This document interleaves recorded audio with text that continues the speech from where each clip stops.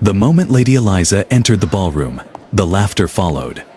Fans snapped open, whispers spread like fire. Her dress, loud, mismatched, painfully awful, turned her into the evening's entertainment. To the room, she was a joke, a woman who had finally humiliated herself beyond recovery. But across the sea of diamonds and perfect smiles, one man did not laugh: the Duke of Alistair. Powerful, untouchable, and dangerously observant, could not look away, because where the world saw embarrassment, he saw rebellion. Where they saw mistake, he saw courage. And in that single, terrible dress, he saw the woman who would change his life forever. The laughter did not erupt all at once. It crept through the ballroom in whispers first, polite, poisonous, carefully restrained behind painted smiles and fluttering fans. It followed Lady Eliza the moment she crossed the threshold, trailing her like an unwanted shadow. She felt it immediately. Every eye turned, every murmur sharpened. Her dress ensured that. The gown was an offense to good taste, a deliberate one. Mustard yellow silk stretched stiffly across her frame, clashing violently with layers of puce ruffles that seemed stitched on in defiance of symmetry or mercy. The bodice sat awkwardly high, the sleeves puffed where they should not, and the skirt swelled in all the wrong places. It was dreadful. And Lady Eliza had chosen it on purpose. She walked forward anyway, her steps measured, her posture flawless, as though she wore the finest Parisian silk, instead of a social crime inside. Her heart hammered, so loudly she was certain someone might hear it. 3 London seasons, 3 years of standing against walls, of watching others dance, flirt, and secure futures, while she faded neatly into the background. Not beautiful enough to inspire fascination, not unfortunate enough to inspire pity. Just forgettable. Tonight, she refused to be quietly dismissed. If society insisted on judging her, she would give them something so obvious, so exaggerated, that they would never bother to look deeper. Let them laugh at the dress. Let them mock the spectacle. At least then, their cruelty would be predictable. She paused near the edge of the dance floor, pretending to admire the musicians. Around her, conversation stuttered and resumed in hushed tones. Did you see that color? Surely she owns a mirror. Poor thing, she's finally lost what little sense she had. Eliza's lips curved faintly. Not in joy, but in resolve. Good. They were doing exactly what she expected. Across the ballroom, Duke Julian Alistair stood beside a marble column, a glass of untouched champagne in his hand. He was profoundly bored. Every season brought the same parade of ambition disguised as charm. Young women fluttered and simpered, their mothers calculating dowries and alliances with ruthless efficiency. Compliments felt rehearsed, laughter felt practiced, nothing felt real. Julian's gaze swept the room without interest, until it stopped. At first he noticed the dress. It was impossible not to. Then he noticed the woman wearing it, Lady Eliza. His brow furrowed slightly as memory stirred. A year ago, a conversation at the Pembridge ball, short, unexpected, about agricultural reform of all things. She had spoken intelligently, confidently, without any attempt to impress him. He had not forgotten her. Now she stood alone, wrapped in ridicule, her face calm, while the room dissected her. Julian watched more closely. She was not embarrassed. She was armored. The realization struck him with surprising force. While others saw humiliation, Julian saw defiance. While they laughed, he felt something stir. Recognition, perhaps, or relief. Here, finally, was something unscripted. Slowly, deliberately, the Duke of Alistair straightened away from the column. The decision settled fully in his chest, ignoring the curious glances that followed him. Julian crossed the ballroom toward Lady Eliza, toward the woman brave enough to be laughed at, rather than molded. Eliza sensed him before she turned. That shift again, that pull of attention, when she looked up and saw the Duke approaching. Her breath caught despite herself. Of all people, she braced for polite dismissal, for cold amusement, for a cutting remark wrapped in civility. Instead, he stopped before her and inclined his head. "Lady Eliza," he said evenly. "Your Grace," she replied, her voice steady through sheer force of will. His eyes flicked, not dismissively, not mockingly, but thoughtfully. "I find your attire," he said after a pause, refreshingly honest. She blinked. Honest. Yes, his mouth curved faintly. It makes no attempt to beg for approval. A laugh escaped her before she could stop it. Soft, surprised, real. I wore my worst dress to be forgettable, she admitted quietly. Julian's gaze met hers, intent and warm. Then, he said, you have failed magnificently. And for the first time in 3 long seasons, Lady Eliza felt something dangerous bloom in her chest. Hope. Lady Eliza did not sleep that night, no matter how often she closed her eyes. The ballroom returned to her, laughter echoing like distant thunder, the glare of chandeliers, and above all the steady, unreadable gaze of the Duke of Alistair. His words replayed again and again, refreshingly honest. She had spent years cultivating invisibility, yet in one reckless evening, she had drawn the attention of the most powerful man in the room. It unsettled her far more than the laughter ever had. By morning, she told herself, it meant nothing. Dukes flirted out of boredom. Powerful men collected curiosities. She would not become one of them. And yet, the sound of carriage wheels in the gravel that afternoon sent her mother into a state of near hysteria. A ducal crest, her mother whispered, peering through the window. Eliza, it's a ducal crest. Eliza froze. There was no mistaking it. The carriage was elegant, restrained, unmistakably Alistair. Her mother straightened her shawl, her voice trembling with equal parts excitement and terror. Go upstairs, quickly. I'll receive him. No, Eliza said quietly.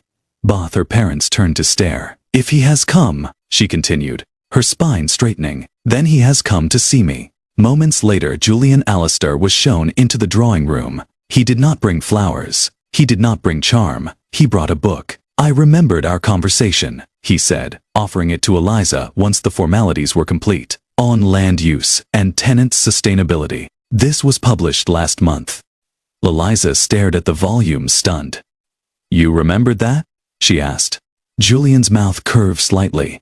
It is rare to be contradicted intelligently. She laughed, unable to help herself. Thus began something far more dangerous than scandal. Julian returned. Again and again. Their conversations were not safe or shallow. They spoke of philosophy, of injustice, of the invisible cages society built, especially for women and titled men alike. Eliza spoke freely in a way she never had before. Julian listened as though every word mattered. He was not what she expected, nor, she suspected, was she what he had intended to find. Society noticed. Whispers sharpened, brows lifted. Lady Victoria, beautiful, accomplished, inevitable, watched from across ballrooms, with a gaze that chilled the air. One wonders, she remarked loudly one evening, what novelty His Grace has discovered this season. The words were meant to wound. Eliza met her gaze calmly. Some people collect admiration, she said. Others value conversation. Julian's approval was immediate and unmistakable. That night, as Eliza returned home beneath a sky heavy with stars, she realized the truth with a quiet thrill of fear. This was no longer curiosity. It was choice. And in London society, a duke's choice was never without consequence. London society could tolerate many things. Quiet attachments, private curiosities, even the occasional foolish flirtation. What it could not tolerate was certainty. When the Duke of Alistair's curricle appeared in Hyde Park at precisely the fashionable hour, heads turned instantly. When Lady Eliza was seen seated beside him, clearly, unmistakably beside him, the whispers ceased. They exploded. Eliza sat very still, her gloved hands folded neatly in her lap. Her dress was simple today, pale blue and unadorned, chosen not to provoke but to endure. Yet she felt more exposed than she ever had in the garish gown. Every eye was on her. She could feel it in the way conversation stalled, in the sudden awareness that carriages were slowing, aligning themselves deliberately near theirs. Julian noticed immediately. Are you all right? He asked softly, his attention entirely on her, not the spectacle they had become. I believe, Eliza replied with a measured breath, that I have just become the most discussed woman in London. A faint smile touched his lips. Then we are doing something right.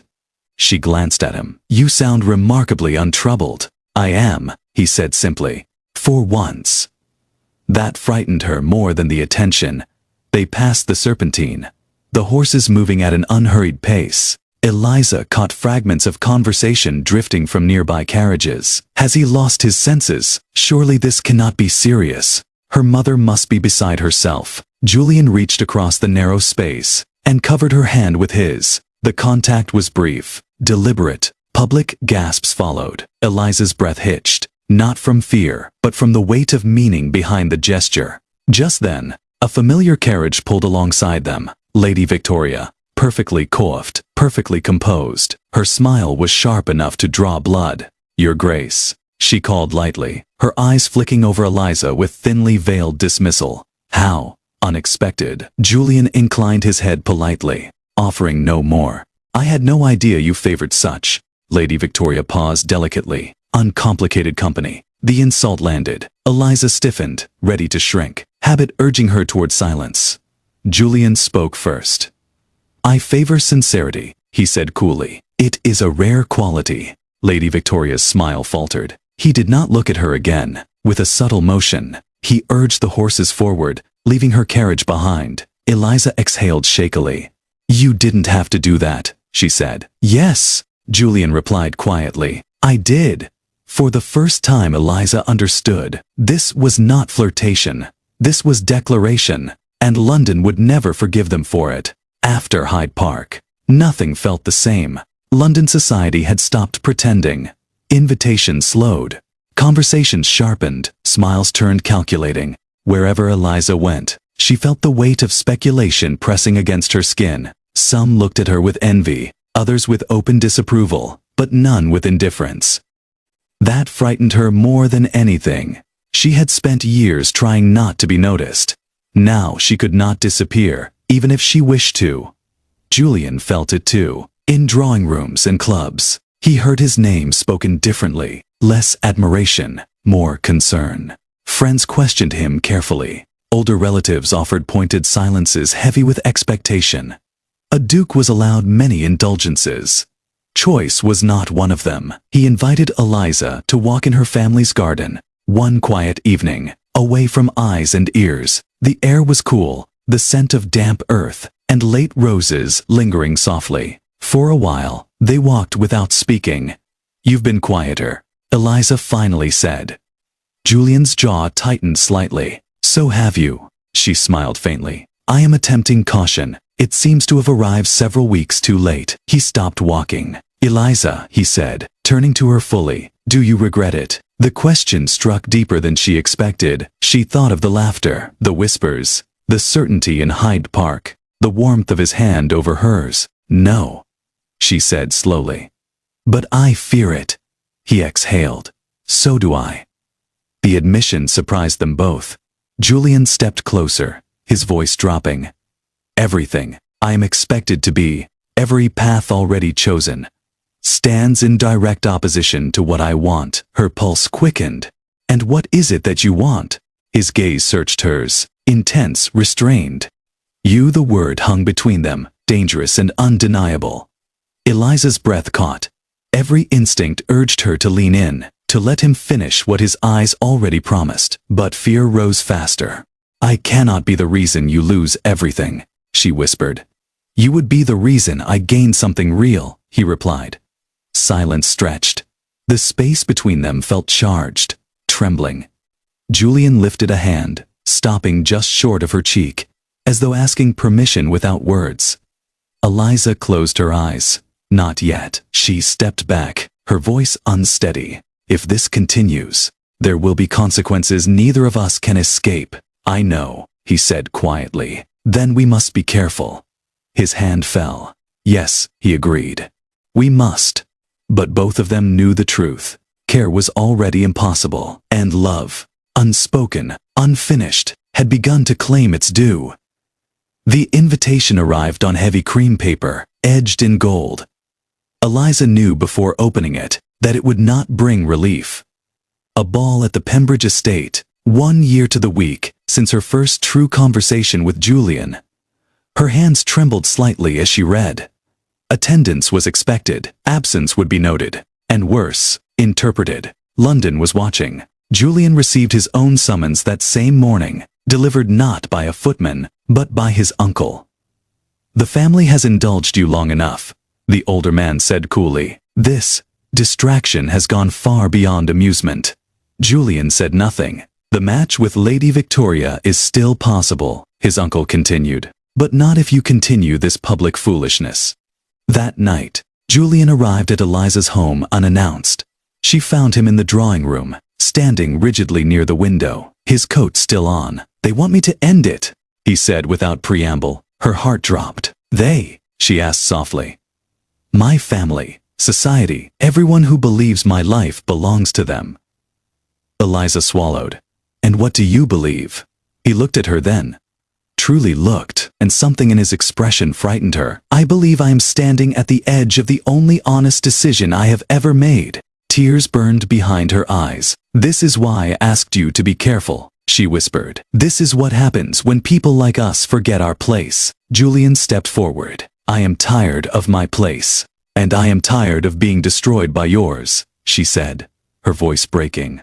The words fell between them, sharp and irrevocable. Silence followed. When he left that night, they did not touch. At the Pembridge ball, the room held its breath. Eliza arrived alone. Her dress was beautiful, elegant, restrained, everything society approved of, and yet, she felt more naked than ever. Julian arrived late. When he entered, the room shifted. He crossed the ballroom without hesitation, stopping before her. Dance with me, he said. Every eye turned. She hesitated only a second before placing her hand in his.